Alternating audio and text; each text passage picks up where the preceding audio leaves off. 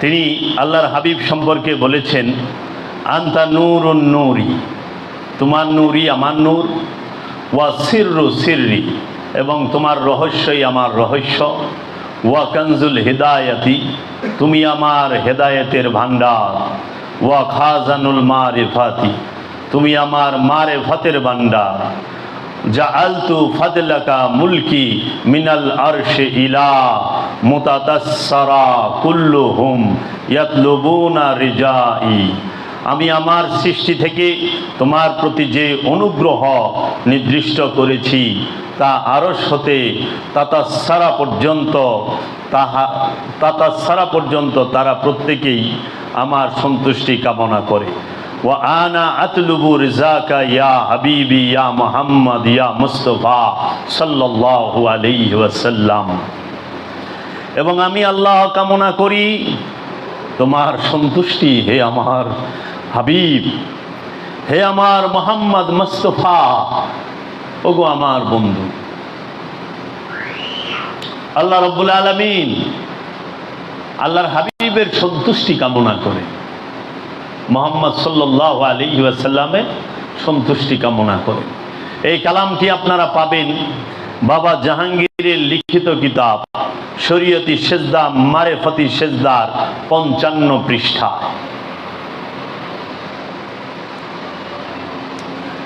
দেখুন, আল্লাহর হাবিব তিনি জগতের রহমত।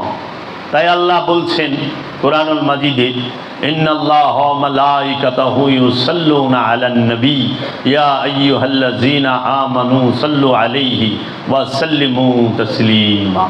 আল্লাহুম্মা সাল্লি আলা সাইয়্যিদিনা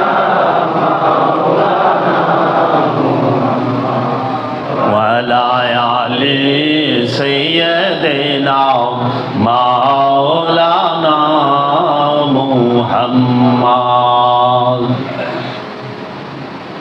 সুধী মণ্ডলী, আপনারা যদি কোরআনুল মাজিদে গভীরভাবে খেয়াল করেন, আপনারা দেখবেন আল্লাহ রব্বুল আলামিন নিজেকে প্রকাশ করার জন্য, বিকাশ করার জন্য, আল্লাহ ছিলেন গুপ্ত ধনভাণ্ডার, রহস্যের ভাণ্ডার। তিনি প্রকাশ হবেন ইচ্ছা করিলেন। তিনি আদম রূপে, নূরে মুহাম্মদ রূপে প্রকাশ ঘটিলেন এই জগতে। আল্লাহকে দেখা যায় না, আল্লাহকে ছোঁয়া যায় না, আল্লাহকে ধরা যায় না। তাই আল্লাহ বললেন, এমন হাবিব আমি প্রেরণ করিব, যেই হাবিবকে দেখলে আমাকেই দেখা হবে, যেই রসুলকে দেখলে তোমরা আমাকেই দেখবা, যেই রসুলের কে স্পর্শ করলে আমাকেই স্পর্শ করতে পারলা, যেই রসুলকে তোমরা মহব্বত করলে আমাকেই মহব্বত করা হলো। তাই আল্লাহর হাবিব সম্পর্কে আল্লাহ বললেন, আপনি ওয়াজহুল্লাহ, হে আমার হাবিব আপনি আল্লাহর চেহারা। ওয়াজহুল্লাহকে আল্লাহর রসুল, আল্লাহর চেহারাকে আল্লাহর রসুল। আপনি ইয়াদুল্লাহ, আপনার হাতই আল্লাহর হাত। আপনার হাতে যে হাত রেখে বায়াত হইল, সে আমার হাতে হাত রেখে বায়াত হইল। আপনি আরশে আল্লাহ, আপনি আল্লাহর আরশ, আপনি নিজেই। কুলুবুল মুমিনিন আরশে আল্লাহ, ইন্নাল্লাহা মাআল মুমিনিন। মুমিনের কলব আল্লাহর আরশ, মুমিনের দিল আল্লাহর আরশ। মুমিনের সাথেই আল্লাহ থাকে, কোরআন বলতেছে। সমস্ত মুমিনগণের পিতা যিনি, তিনি সরকারে দো আলম মুহাম্মদ সাল্লাল্লাহু আলাইহি ওয়াসাল্লাম। যার থেকে মুমিনের আগমন, যার থেকে মুহসিনিনের আগমন। মুমিনের পিতা মহানবী, মুহসিনিনের পিতা মহানবী, সাবেরিনের পিতা মহানবী, এবং আপনার মুত্তাকি, মুহসিনিন, সাবেরিন এবং মুমিন সবার পিতাই মহানবী। এই পিতার থেকেই মুমিনের জন্ম, মহানবী সবার পিতা, ইমানের পিতা মহানবী। ইমানের পিতাই হচ্ছে মহানবী। তো মহানবী থেকে সমস্ত কিছু আগমন। আল্লাহ আহাদ বললেন কাকে? মহানবীকে। আল্লাহ কোরআনে বললেন, হে আমার হাবিব, দেখিতেছেন তাহার আপনাকে দেখিতেছে, অথচ তাহার আপনাকে দেখিতেছে না। আপনাকে তাহারা দেখিতেছে, অথচ তাহার আপনাকে দেখিতেছে না। আল্লাহ নিজে বললেন, হে আমার হাবিব, তারা আপনাকে বুঝতে পারতেছে না। সমস্ত কিছুর উপরে ক্ষমতাবান কে? আল্লাহর হাবিব। সমস্ত কিছু কোথায় থাকে? হৃদয়ে। আর হৃদয়ের উপরে ক্ষমতাবান কে? আল্লাহর হাবিব। প্রতিটা মানুষের হৃদয়ের স্বামী হচ্ছে আল্লাহর একজন রসুল। এই প্রতি মানুষের হৃদয়ে রসুল থাকে যখন, তখন সে হয় আমানু, তখন সে হয় মুত্তাকি, তখন সে হয় মুসল্লি মুহসিনিন। আমানু, মুসল্লি, মুত্তাকি, মুহসিনিন, সাবিরিন। যখন একটি মানুষের হৃদয়ে রসুল পরিপূর্ণ রূপে বিরাজ করে। আল্লাহর চেহারা মহানবী, আল্লাহর হাত মহানবী, আল্লাহর চোখ মহানবী। আল্লাহকে দেখতে চাইল ইহুদিরা যে হে মোহাম্মদ, আমরা আল্লাহকে দেখতে চাই। জালালি ভাব, আল্লাহর রসুলের জালালি ভাব কখন আসবে কেউ বলতে পারে না। এনি টাইম এসে যায় আল্লাহর ওলিদের জালাল, জামালি ভাব, জালালি ভাব।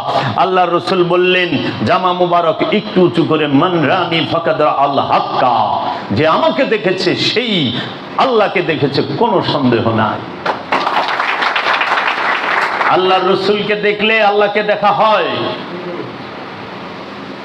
আল্লাহর রসুলের অনুসরণ করলে আল্লাহকে অনুসরণ করা হয়। আল্লাহর রসুলকে মহব্বত করলে আল্লাহকে মহব্বত করা হয়। আল্লাহর রসুলকে কোনো কিছু দিয়ে সাহায্য করলে সে আল্লাহকে সাহায্য করে। আল্লাহর রসুলের বিরুদ্ধে কেউ যুদ্ধ করলে আল্লাহর বিরুদ্ধেই সে যুদ্ধ করে। আল্লাহর রসুলকে কেউ গালি দিলে সে যেন আল্লাহকেই গালি দিল। আল্লাহর রসুলকে তুচ্ছ তাচ্ছিল্য করলে সে যেন আল্লাহকেই তুচ্ছ তাচ্ছিল্য করল। আল্লাহর রসুলকে যদি কেউ স্বপ্নেও দেখে, আমরা হাদিস শরীফ থেকে শুনি, তার জন্য জাহান্নাম হারাম হয়ে যায়। তাহলে আল্লাহর রসুলকে আল্লাহ কি বললেন? হে আমার হাবিব, আপনি আমার কিতাব। আল্লাহর কিতাবকে মুহাম্মদ সাল্লাল্লাহু আলাইহি ওয়াসাল্লাম, আল্লাহর কোরআনকে মুহাম্মদ সাল্লাল্লাহু আলাইহি ওয়াসাল্লাম। আমাদের কোরআন কোনটা? যেটা আরবি ভাষায় কালির অক্ষরে কাগজে লেখা, সেইটা, তাই না আমাদের কাছে কোরআন? আর আল্লাহর কোরআনকে স্বয়ং মহানবী। আল্লাহর কোরআনের নাম কি? মুহাম্মদ সাল্লাল্লাহু আলাইহি ওয়াসাল্লাম।